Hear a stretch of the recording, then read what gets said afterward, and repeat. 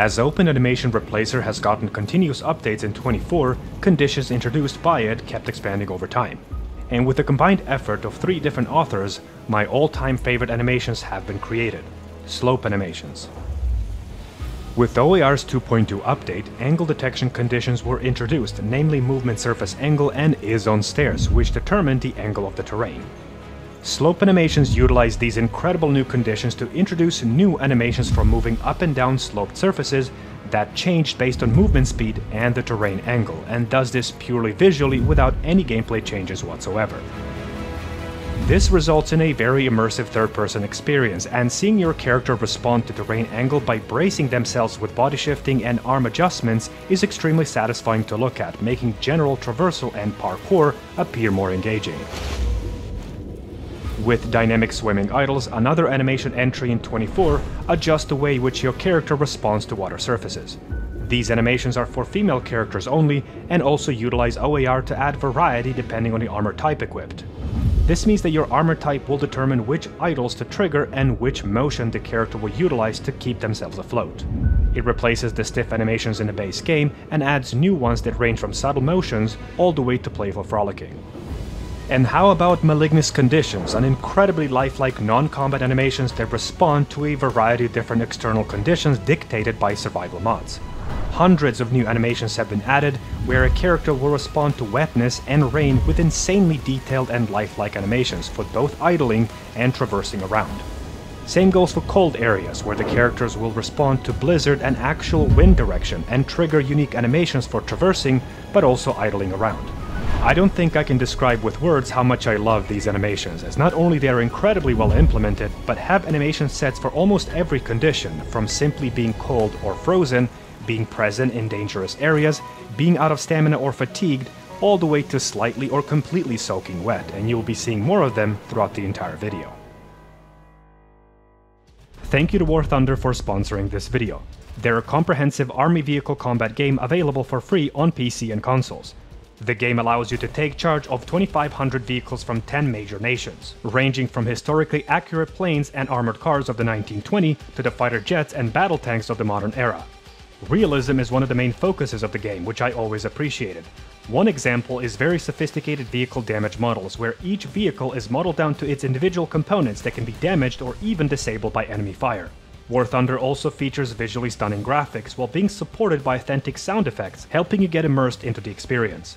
Join a worldwide community of 70 million players on all platforms, whether PC, Xbox or PlayStation, and delve into the wealth of content War Thunder offers. Follow my link below in the description and sign up for free today. For a limited time, new players and those who haven't played in 6 months will receive a bonus pack that includes several premium vehicles, vehicle decorator, 100k silver, and a premium account. Huge shout out to War Thunder's team for sponsoring the channel once again, so make sure to click the link below. Moving on to gameplay systems in 2024, my top pick is Artificer, a mod that overhauls unique artifacts with a goal to balance them out to rival the power of even the best crafted items. Take Mask of Clavicus Vile for example. This headpiece is now an extremely desirable option for melee-oriented playstyle that introduces reflect damage enchantment and in the process adds a thorns-based build that is extremely powerful. Or how about rune weapons that are now very strong against undead? Bash with a shield for DOT damage, or subsequently stack it with axe strikes. Or perhaps pick up Dawnguard Rune Warhammer that is incredibly strong for power attack based builds and obliterates undead with a single strike. Utilize Harkon's sword to absorb health from living targets. The true power of the weapon is revealed when under the effect of Bloodstone Chalice, expanding your absorption to all resources. Decimate your foes by draining their stamina, magicka, and health. Use the power of Ebony Blade to not only increase its HP absorption by murdering innocents, but also to stack elemental damage, making this weapon a top DPS choice. All artifacts have been changed like this, Adric or Daedric, and also Thane weapons and Dragon Priest masks. As far as actual gameplay is concerned, the best mod in 2024 is undoubtedly Dismembering Framework. We covered this mod in my previous video, so we won't go too much into detail. However, all you need to know is that with DF, you can enhance your combat with real-time dismemberment, allowing you to brutally dismember your foes, both humanoid and creatures alike, and is fully supported with realistic blood splatters and adaptive sound effects. For first-person fans, you'll be happy to know that in 2024 we got modern first-person animations. It replaces first-person animations for all weapon types, with the focus being quality over quantity. Each animation set is meticulously fine-tuned to be better suited for a weapon type wielded. The animation changed normal and power attacks, as well as frontal, backwards, and side power attacks, turning them into usable gameplay choices. When it comes to non-combat first-person animations, First-Person Interactions mod is the best pick in 2024.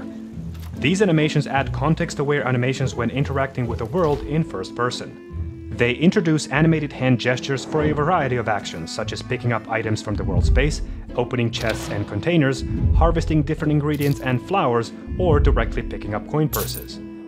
The mod even expands to some more obscure animations introduced by other mods in the community, like for example, petting dogs. Let's take a look at some town overhauls and start with Fortified Morthal. This mod gives the settlement of Morthal a unique identity that leans into the creepy vibe and elevates the downtrodden atmosphere of despair and danger. It also provides this town with gritty and practical fortifications. The author has felt that Morthal deserves its own identity instead of being another town filled with regular farmhouses. As such, Morthal now has unique architecture for pretty much everything, and on top of adding unique walls, gatehouses, and watchtowers, also gives a full overhaul to existing buildings in a settlement, such as Jarl's Longhouse and farmhouses, all contributing to a very unique design that stays true to location's grim atmosphere. Since we are done providing fortifications and a complete overhaul to capital of Hjolmarch, I think it's a perfect time for us to head northwest of the province and move to its capital city, Solitude, and once again showcase JK's Blue Palace Terrace merge, as it has received a huge update.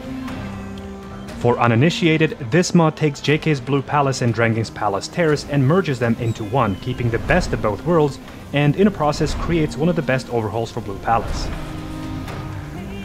The major change with this update is the new large tower on top of the Dibella Sanctuary, as well as adjustments to Rock Arch, creating an incredible vista. The biggest strength of this Blue Palace merge are its interiors, as once again the mod takes advantage of features from both overhauls. Jarl's room is furnished by mixed additions from both mods, a new study room has been added, as well as a massive feasting hall with expanded main table and decorations, and all NPCs' rooms have been completely refurnished and decorated. Last but not least, let's go ahead and make sure nothing remains unchanged and add Blue Palace Courtyard mod, created by the same author of Fortified Morthal. This mod completely revamps the entrance to the Blue Palace with a grand staircase and a beautiful courtyard filled with decorations. The entrance is now dignified, elevated, and centered, while also adding a well-maintained garden layout for maximum immersion points. As of yesterday, the mod is fully compatible with a merge we previously covered, cementing itself permanently in my mod list. Moving on to the best combat pick for this year, and undoubtedly that title goes to BFCO. This animation framework has been covered in my combat video in the past, however, right now it's on a track to completely dethrone MCO, as it offers additional features never before seen by these frameworks. So what are they exactly? First, BFCO animations are directly affected by all attack speed perks, as the framework supports vanilla attack speeds. Second, it has one-click power attack integrated, making all mods that do the same obsolete. Third, it fully supports directional strikes that can be chained into normal or power attacks. These three features offer incredible utility, as you will be able to take advantage of all perks, whether vanilla or perhaps adamant perks we covered in my previous video. The mod also adds charge attacks mimicking the mechanic available in Elden Ring and can be used by setting up a special hotkey in MCM. So, has BFCO finally dethroned MCO? It's safe to say yes, however, I would hold off from swapping until we get more animation packs that take advantage of these new features. 2024 has been a great year for visual effect mods, and a few months ago we covered Flame and Frost VFX, but ever since then, the author of these mods has also released Lightning VFX Edit. The mod is a simple model replacer and improves color gradient, shading, and UV map scaling. It also increases overall particle count and adds new ones, especially noticeable as an after effect. It pretty much changes everything lightning spell related, from hand effects and lightning runes, all the way to sparks and lightning bolts. When it comes to melee weapons, it's worth giving Precision Magic Trails another spotlight. It utilizes Weapon Trails feature from Precision and applies colorful trails to weapons with enchantments. These trails are completely visual without any gameplay changes, applying enchantment-themed effects to each weapon swing, and also extends to certain unique artifacts found in a game. Lastly, we have Dragon Breath VFX Edit. From the same author of Lightning VFX Edit, a similar touch-up has been applied to Dragon Shout visual effects. It touches up both fire and frost dragons, and gives their breath attacks new particles with extended count, built-in glow and haze, and additional adjustments that make the encounters with dragons more epic and memorable. Adventure mods are never something I took interest in, but I wanted to showcase this entry as it's a combined effort of multiple authors in the community. Utilizing animated traversal and taking inspiration from Ghost of Tsushima, Ascend lets you climb your way up the 10 hidden mountain peaks of Skyrim. Guided by the wind to the highest vistas, meditate on top of these spots not only to explore, but to obtain cool bonuses for your character. These vistas stretch from the highest peak of the Throat of the World to the mountains of Eastmarch, Rift, and Whiterun, and even few Solstheim peaks. The main satisfaction from this mod is of course reaching the highest peaks. However, completionists will get rewarded with relatively significant boosts, such as elemental resistance when traversing cold areas of Skyrim.